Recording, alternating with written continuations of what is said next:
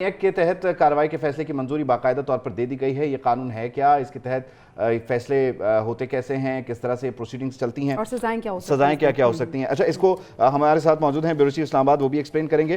لیکن ساتھ ہی ساتھ اس کا جو مختصر سا جائزہ، اس کا جو چیپٹر 1 ہے، یہ 1952 سے کمپلیٹ ایک ڈاکیومنٹ ہے جو کہ بہت سارے معاملات کو کور کرتا ہے. اس میں چیپٹر 1 کے اگر آپ کلاس 5 کے سب کلاس 3 کو دیکھیں تو وہاں پر آپ کو پوائنٹر اے اور جی میں یہ مل جائے گا کہ جو سویلینز ہیں وہ اگر اس طرح سے حملے کرتے ہیں، میں آپ کے لیے پڑھ کے بتا دیتا ہوں کہ ریز آرمز اور ویج وار اگینسٹ پاکستان، یا پھر پاکستان کی آرمڈ فورسز پر اٹیک کریں، لا انفورسمنٹ ایجنسیز پر اگر حملہ کیا جائے، یا وہ شہری املاک ہوں یا جو عسکری املاک ہوں ان پر حملہ کیا جائے تو پھر بھی کارروائی ہو سکتی ہے، آرمی ایکٹ لگ سکتا ہے.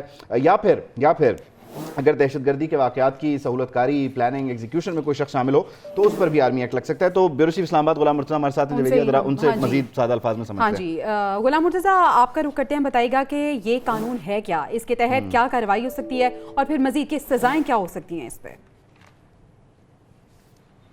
سب سے پہلے تو آرمی ایکٹ جو ہے وہ جیسا کہ نام سے واضح ہے کہ یہ آرمی کے حوالے سے ہے.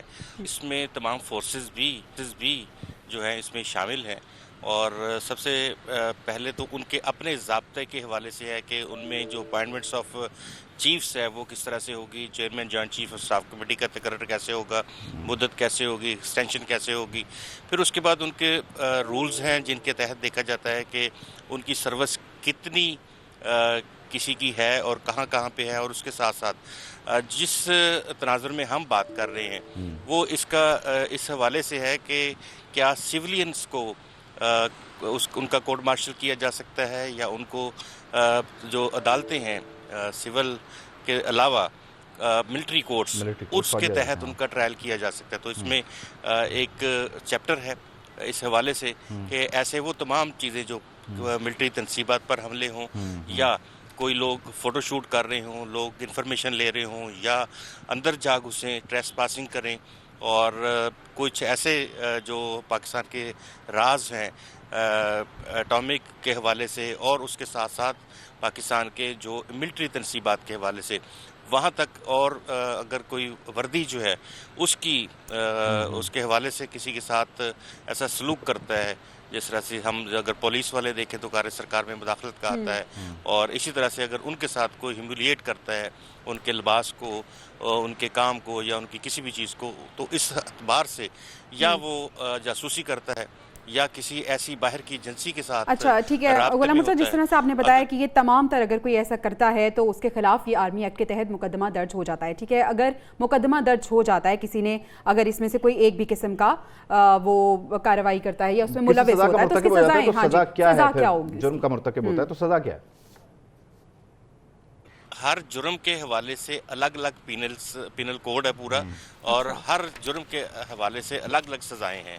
اگر کوئی بھی شخص اس طرح جس طرح اس کی سینٹی ہوگی جرم کی، اس کے مطابق اس کو سزا ملتی ہے. سزائیں ملٹری کے لوگوں کے لیے بھی ہیں اور سول کے لوگوں کے لیے بھی ہیں، کہ اگر ان کو تو بہت شاذ و نادر کسی وقت ٹرائل کیا جاتا ہے. مارشل لا کے دور میں ایسا ہوتا رہا ہے کہ ملٹری کورٹس میں ٹرائل کیا جاتا رہا ہے، بلکہ پاکستان تحریک انصاف کے دور میں بھی اس طرح کا ایک معاملہ چلا تھا شروع کے دنوں میں، جب یہ کہا جا رہا تھا کہ ملٹری کورٹس جو ہیں وہ قائم کی جائے گی، لیکن یہ خصوصی طور پہ دہشت گردوں کے حوالے سے قائم کی جاتی ہیں. دہشت گردوں کو سزائیں دینے کے حوالے سے آپ نے دیکھا ہوگا کہ اے پی ایس کا جو واقعہ تھا. اس کو سادہ الفاظ میں ذرا ہمیں سمجھا دیں کہ اس کورٹ تک اس آرمی ایکٹ کا اطلاق کسی سیویلین کورٹ سے ہوتا ہے، وہاں سے اس کو ریفر کیا جاتا ہے، یا پھر اس کو خود ٹیک اپ کر لیا جاتا ہے؟ ذرا یہ مختصر اور ذرا سادہ الفاظ میں.